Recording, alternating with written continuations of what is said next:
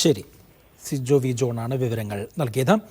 ബില്ലുകളിൽ ഉൾപ്പെടുന്നത് വൈകിപ്പിച്ചതിന് ഗവർണർക്കെതിരായി നൽകിയ ഹർജികൾ കേരളം പിൻവലിച്ചു. ഹർജി പിൻവലിക്കാൻ സുപ്രീം കോടതി അനുമതി നൽകി. തമിഴ്നാട് കേസിലെ വിധി രാഷ്ട്രപതിയുടെ റഫറൻസിന്റെ പരിധിയിലെന്ന കേന്ദ്രം സർക്കാർ വാദിച്ചു. തമിഴ്നാടിന് അനുകൂലമായ വിധി തങ്ങൾക്കും ബാധകമാണ് എന്നായിരുന്നു കേരളത്തിന്റെ വാദം. തൗഫീഖ് അസ്ലമുണ്ട് വിവരങ്ങൾ നൽകാനായി. തൗഫീഖ്, സുപ്രീം കോടതിയിൽ ഏത് തരത്തിലുള്ള ഒരു വാദമുഖമാണ് കേരളം ഉന്നയിച്ചത്?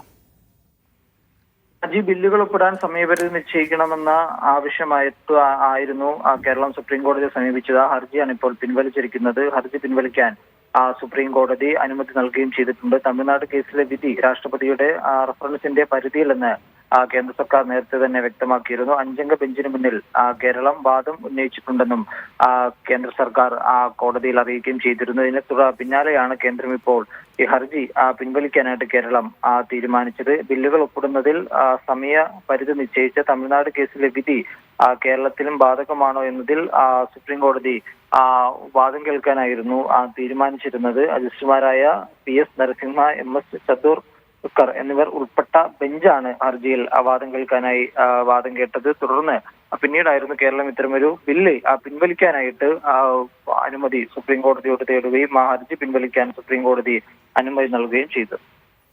ശരി, തൗഫീഖാണ് വിവരങ്ങൾ നൽകിയത്.